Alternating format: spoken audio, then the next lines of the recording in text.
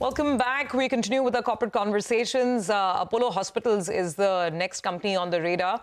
Now, Apollo reported a pretty good set of numbers for the third quarter. EBITDA margin improved by about 110 basis points. Revenue was in line with estimates as well. And most of the businesses of the company have grown between the 13 to 15% range. To talk about the way forward, we have with us Ms. Suneeta Reddy, Managing Director at Apollo Hospitals. Ms. Reddy, always a pleasure to have you on the program. Thanks so much. It's been another good quarter for Apollo Hospitals. But before we dive into the numbers and the details, I think the buzz on the street is, I can't even say new kid on the block because it's a very large business conglomerate that seems to be getting into healthcare now. The Adani foray, the Adani entry, along with Mayo Clinic at that. What are your thoughts on, whether the market is big enough or not? But what does it typically do when large conglomerates enter the space? Of course, it's good for patients, but what does it mean for business? Well, I think it's good for business as well, because you see that, first of all, the structural demand that gap is still very large.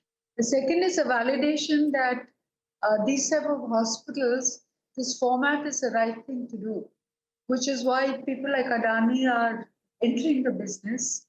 There's huge potential also for India to attract international patients from across, especially from our neighboring countries.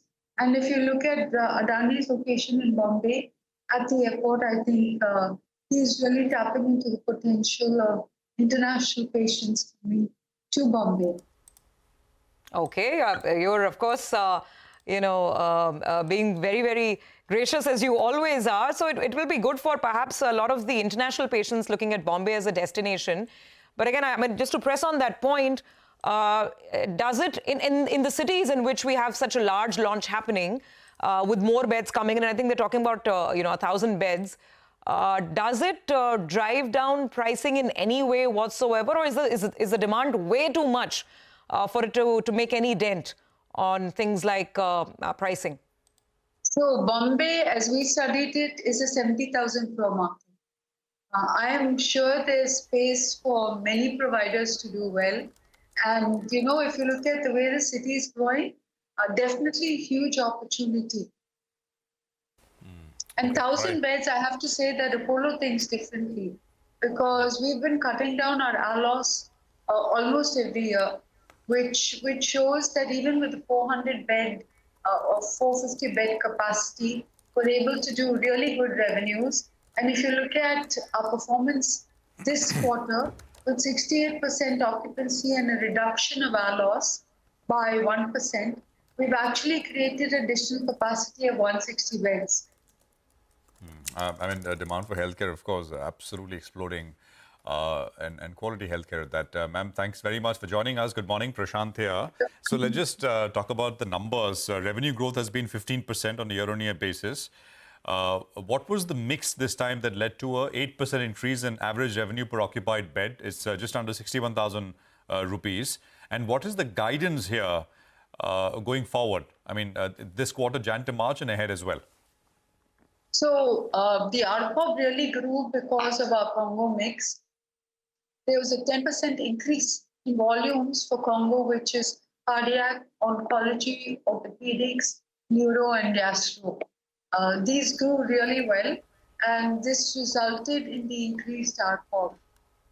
So if you look at total growth of 8% came from ARPOB, and the balance 5 from volumes. 8 from ARPOB and 5 from volumes. That's how it breaks up. Yes. Okay. All right. And on the ARPOB side, what can we expect going forward, in your opinion? We had said earlier that for this year, 8% growth is really good growth, especially because we've calibrated case mix really well. A slight tariff improvement has also added to that. So ma'am, is the 60,000 mark for ARPOB sustainable? What are the trends that you're seeing so far in the fourth quarter? I mean, by the time we exit FY25, will ARPOB, sustainably be above 60,000?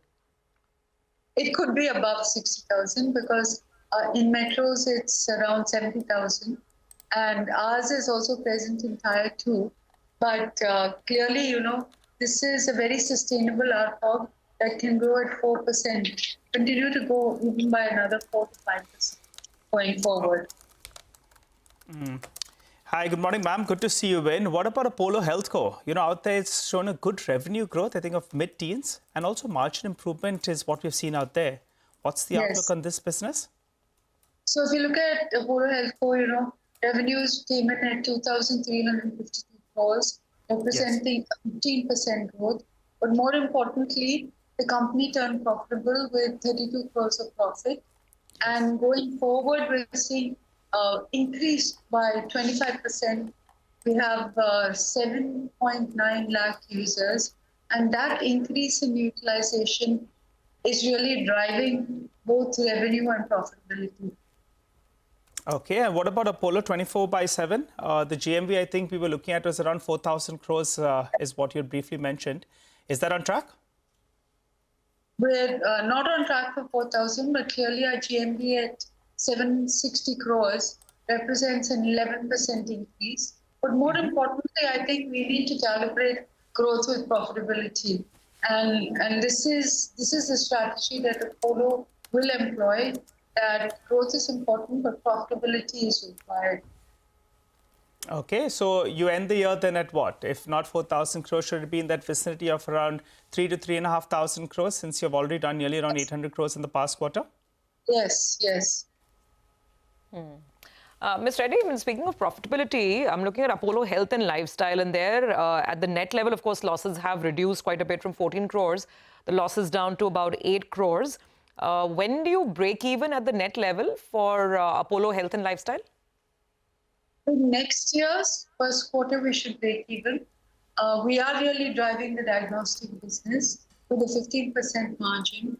And I'm sure that we are ready to scale it. We've set up global reference labs that really has a very high-end test menu, which will give us better margins. With this, we should be able to achieve profitability next year by the second quarter. Okay, so that's important. Break even by maybe Q1 of FY26 and moving towards sustainable margins of 15% in Apollo Health and Lifestyle. So got that. That's an important headline. On the other one, Apollo Healthco, where the margin right now is 2.4%. What's the scalability there on the margin profile? I think in 3 years, they should reach 7%. Let's not forget that a large part of the revenue is coming from the offline pharmacy, where the margin is 7.7%. So they do have a huge growth plan to increase the number of pharmacies. Currently, they have 6,320 pharmacies. They've added 120 pharmacies, and there's a strong 7.7% margin. So over a period of 3 years, you can expect to see a consolidated margin for the business of 7%. Okay. Finally, before we let you go, ma'am, just an update on the corporate merger that's underway, the integration of Kaimed Private Limited. On that whole corporate restructuring piece, where exactly are things now? We're going according to schedule. And that's why I said, watch out for our third year. Hopefully everything will fall into place. The integration should happen by then. So that's in year 3, you're saying? I'm saying it should be completed by year. Okay. All right, Ms. Reddy, we'll leave it on that note. Thank you very much for joining in and giving us perspective on the business, as well as the entry of a new player in the healthcare space with Adani announcing their plans.